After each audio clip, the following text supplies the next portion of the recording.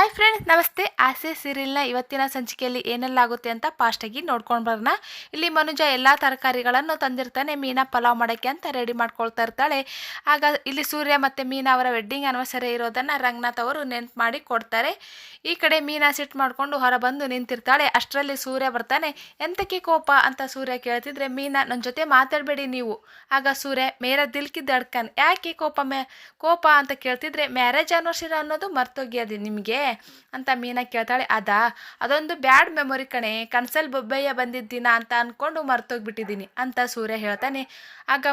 ಆಗ ಮೀನಾ ಸೂರ್ಯನಿಗೆ ಒಂದು ಕೊಡ್ತಾಳೆ. ಅದೇನ ಅನ್ನೋ ಬಡ್ಸಕ್ಕಯ್ಯ, ಏನದು ಆ ಥರ ತಿವಿತಾ ಇದೆಯಾ ಅಂತ ಸೂರ್ಯ ಹೇಳ್ತಾನೆ.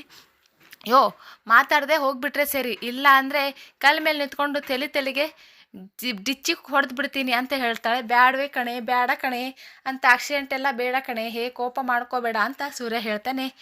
ಗಂಡ ಆನಿವರ್ಸರಿ ಅದು ಮೊದಲನೇ ಆ್ಯನಿವರ್ಸರಿ, ಕೆಟ್ಟ ದಿನ ಗೊಗ್ಗಯ್ಯ ಕನ್ಸಲ್ಲಿ ಬಂದಿದ್ದ ದಿನ ಅಂತ ಹೇಳಿದ ಮಹಾನ್ ಭಾವನ ಮೇಲೆ ಕೋಪ ಮಾಡ್ಕೊಳ್ದೆ ಇನ್ನೇನು ಮುತ್ತು ಕೊಡೋಕ್ಕಾಗುತ್ತಾ ಅಂತ ಹೇಳ್ತಾಳೆ ಮೀನಾ.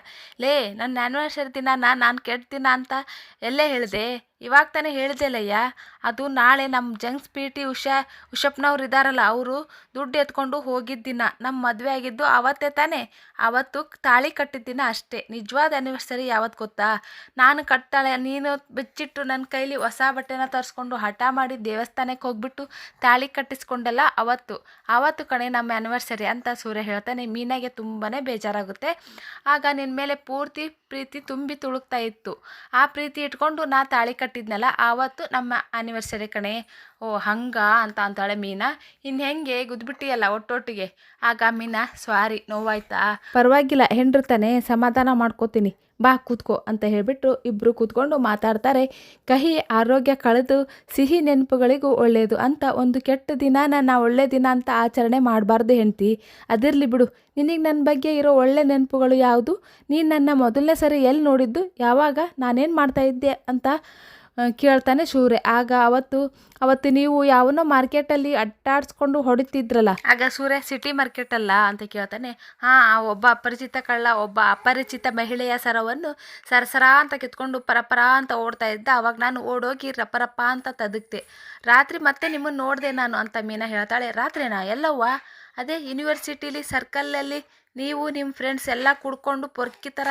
ಆವಾಗ ನಾನು ಹೂವಿನ ಬುಟ್ಟಿ ತೊಗೊಂಡು ಬಂದಿದ್ದೆ, ಸೈಕಲಲ್ಲಿ ಅದರಲ್ಲೆಲ್ಲ ಚೆಲ್ಲಾಡಿದ್ರಲ್ಲ, ಅಯ್ಯಯ್ಯೋ ಅಂತ ಪಾಪ ನನ್ನ ಮಗನ ಕೆಲಸ ಎಲ್ಲ ಮಾಡಿದ್ನ ನಾನು. ಆಮ್ಯಾಕೆ ಅಂತ ಸೂರ್ಯ ಕೇಳ್ತಿದ್ರೆ, ಇಲ್ಲಿ ಮೀನಾ ಆಮ್ಯಾಕೂ ಇಲ್ಲ ಇಮ್ಯಾಕೂ ಇಲ್ಲ, ನೀವು ನನ್ನನ್ನು ಮೊದಲನೇ ದಿನ ನೋಡಿದ್ದೆ ಯಾವಾಗ ಹೇಳಿ ಅಂತ ಕೇಳ್ತಾಳೆ.